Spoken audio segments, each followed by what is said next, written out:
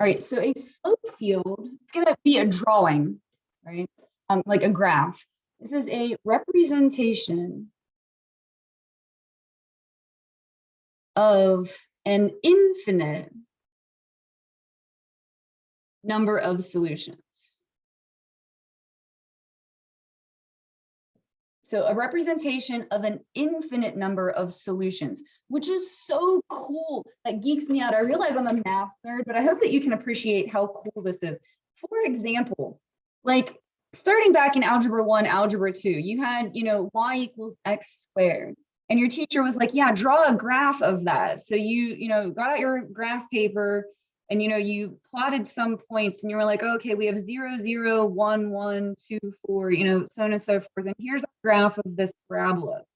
What we're going to do with a slope field is we're going to graph an infinite number of parabolas at once. Oh my gosh, that's so cool. Isn't that cool, guys? That's cool. You're going to graph an infinite number of them at the same time, which is just sweet.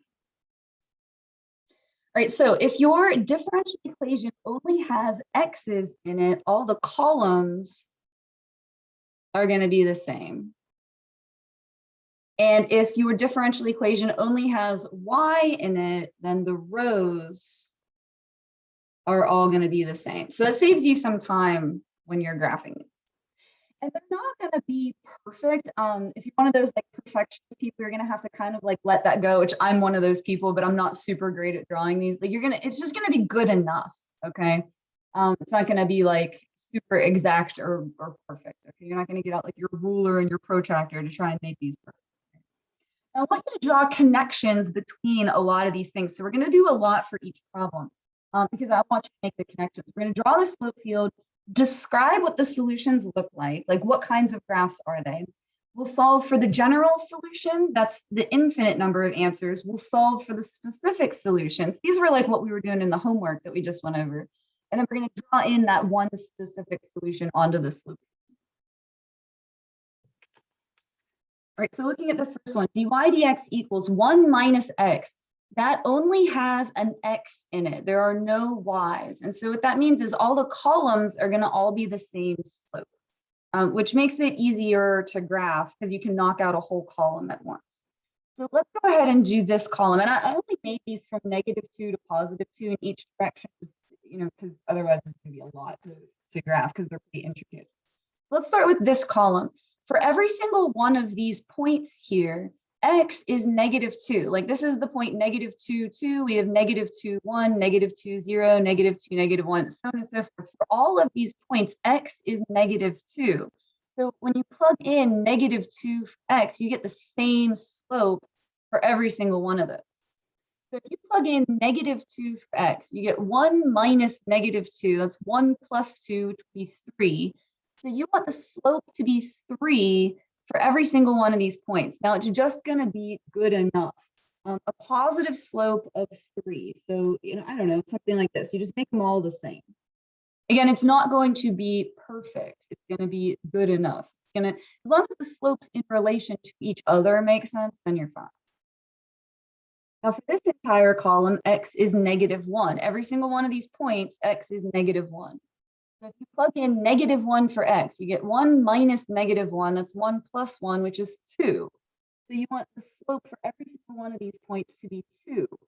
Now, if this was a slope of 3, 2 just needs to be like a little less steep than that. Again, just in relation to each other, they need to make sense.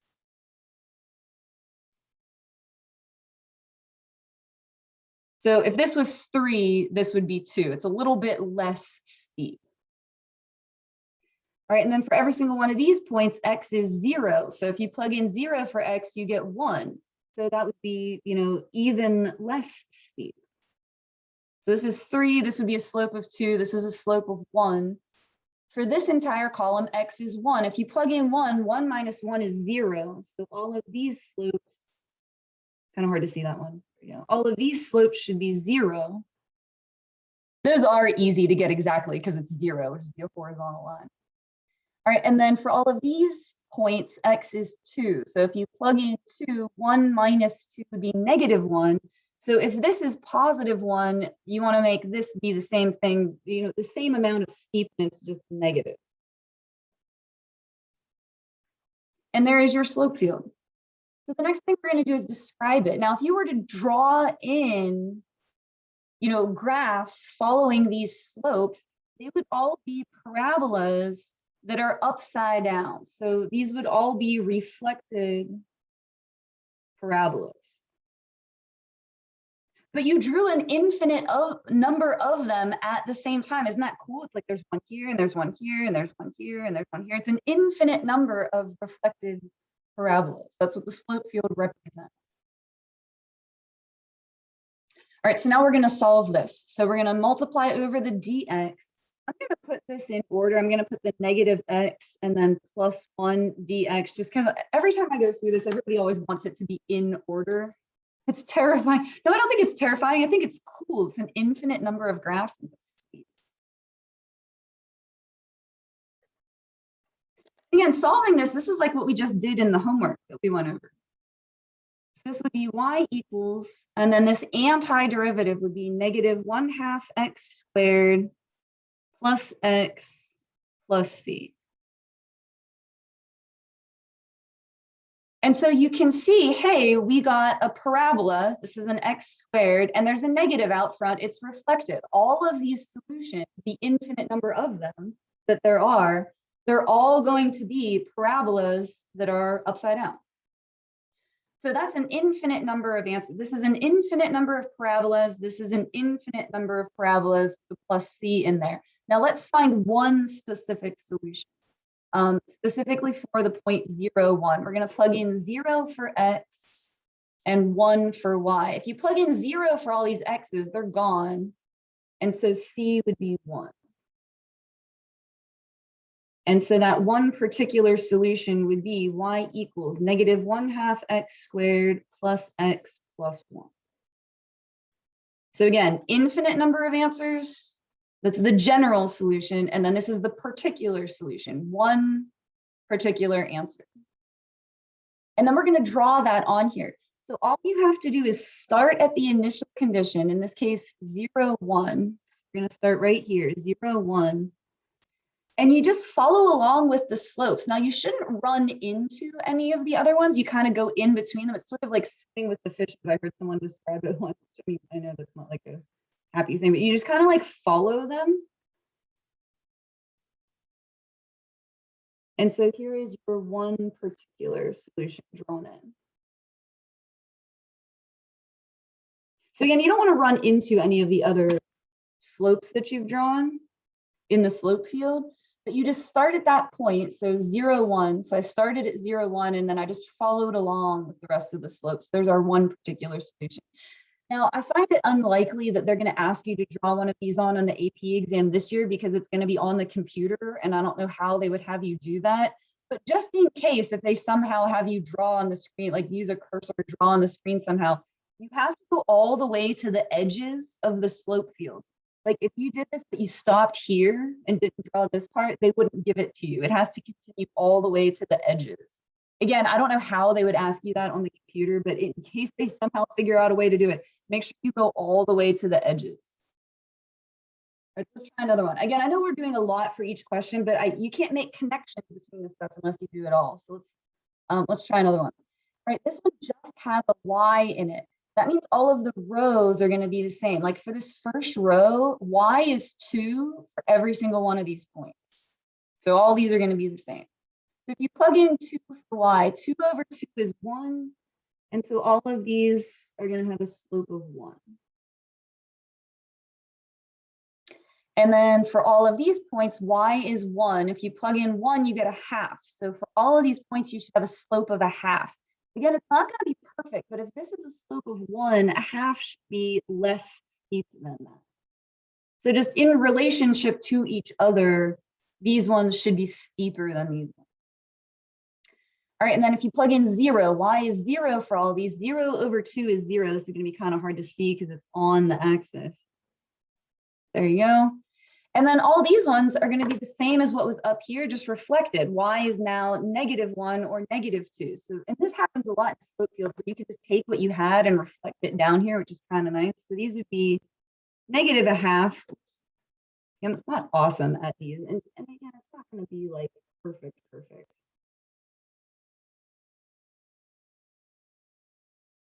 They do look kind of cool. All right, so describing those, these would be exponential. If you were to draw in and follow those slopes, you would either have a graph up here or a graph down here if it was reflected. Again, this is an infinite number of answers. I don't know where our particular solution would be until we get there.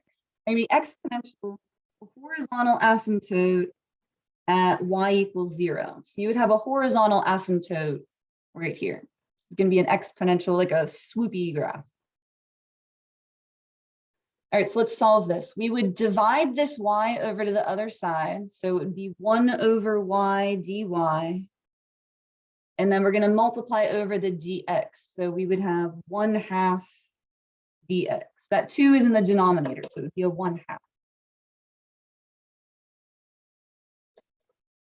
All right, so antiderivative. This side's going to give us ln. This side's going to give us 1/2 x plus c. And then to get y by itself, when you exponentiate, e is a number, c is a number. Since they're both just numbers, we put that out front as one big constant. So c e to the power 1/2 x. And so see, it is exponential, tying that together. And then to get rid of the absolute value, we put plus and minus. So again, this is an infinite number of answers. And if it's positive, you're going to have a graph that's up here, swooping up here. And if it's negative, you're going to have a graph that's down here. So that's why you need the plus minus for the infinite number of answers, because it could be either place. Now, when we go to do one particular solution, we're going to plug in 2 for x and -1 for y. So in this step right here, and make sure you plug in before you've started moving things around. You want to plug in right after you've done the integration. So we're going to plug in 2 for x, -1 for y. All right, absolute value of -1 would be 1. ln of 1 is 0. And then if we plug in 2 for x, 1/2 times 2 would be 1 plus c. So we get c is -1. So again, I plugged in -1 for y, ln of 1 is 0, 2 for x, and so c is -1. So I'm going to recopy this step, but I'm going to put in the -1 for the c, and then we'll get y by itself. So we're going to get y equals, now instead of plus and minus, we're going to choose, do we want the plus or do we want the minus? And we want the negative version. Our output value for our initial condition is negative, and it's going to be e to the power of all of that. That's our one particular solution. And when you go to draw that in, all you do is start at this point that you were given. So 2, -1. So 2, -1 is right here. And then you just go with those slopes. You're going to have a horizontal asymptote here. So it's going to kind of like level off with that. And then go down over here. So something like that. So again, the slope field is an infinite number of solutions. And then we just drew in one particular solution.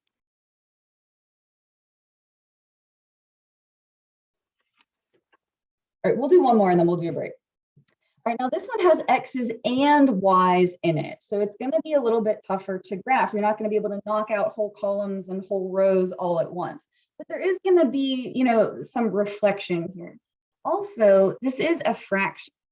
If we plug in -1 for y, so if y is -1 and x is 0, we're going to get 0 over 0. Let me write that out. If y is -1 and x is 0, that's going to give you 0 over 0, which is indeterminate. You can't get a slope at that point. So that point should be left blank. So here's what I usually do. Where y is -1 and x is 0, that's going to be right here. This point should be left blank. So what I usually do is just kind of like bold that point.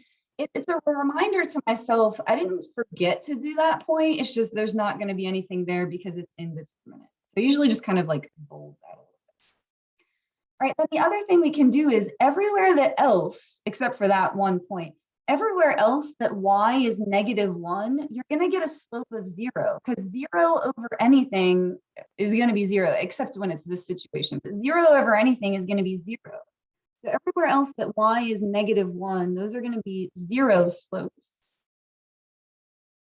And then everywhere else that x is 0, you're going to have a 0 denominator. That's going to give you an undefined slope. So everywhere else that x is 0, so all these points where x is 0, you're going to get a vertical slope. It's going to be undefined when you have a 0 denominator.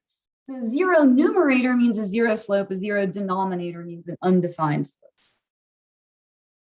All right, now what I'm going to do is graph all the ones over here, and then they're going to reflect. Because here, all the x's are negative, but then over here, the only difference is all the x's are going to be positive. So you know, I mean, it is a little bit more tedious going point by point here because you have an x and a y, but once I get this side, I'm going to be able to reflect it over here. And again, remember, it's not going to be perfect. It's going to be like good enough, right? So let's start with this point. This is point -2, 2. So if I plug in -2 for x and +2 for y, that's going to give me 3 over -2, so -3/2. So like -1.5, I don't know, like that-ish, good enough, all right? This is the point -2, 1. So if x is -2, y is 1, I'm going to get 2 over -2, which is -1. So like a little bit less steep than that one. This is -1.5. This is -1. All right, here's -2, 0.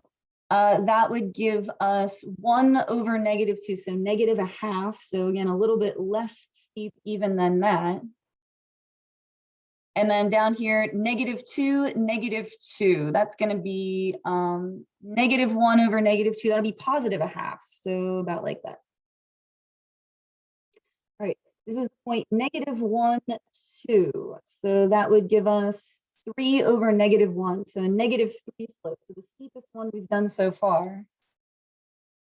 This is -1, 1. That would be a -2. So maybe like a little bit less than that. -1, 0, that would be a slope of -1. And then -1, -2, that would be -1 over -1, which would be +1, so something like this. And then again, all of those are going to reflect over here, so you can just take them and make them positive. Again, this is like, it's good enough, guys. You know, don't stress over it. There, good enough. Looks like an explosion or something, or like an exclamation mark that exploded. I don't know. Yeah, on the test. So someone is asking about on the test. I think there's 2 I asked you to draw on a test. So I'm not going to have you draw like a ton of these.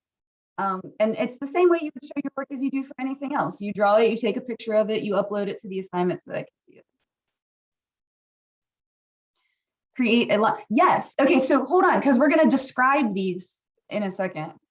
Oh, no, you don't show work for figuring out what the slope is for each one. You wouldn't show that work. Like your work is just this final product. There's not, sorry, I misunderstood the question. No, you don't have to justify how you got each one of these slopes. All you do is draw it. There is no other work for that.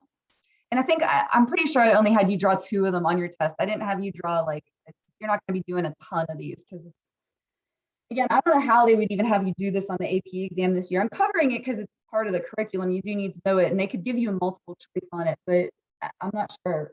I don't know what's going to happen. So I just want to make sure I've covered everything. All right, so describing these. So here, you're going to have a sharp edge. It's indeterminate. You can't get a slope there. It's going to be, due to sharp edge, not differentiable due to sharp edge. So these are going to all be V shapes with the points at 0, -1.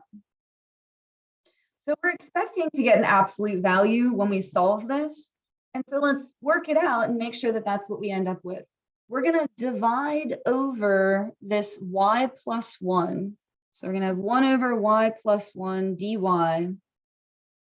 and then multiply over the dx. So we'll have equals 1 over x dx. And then antiderivative.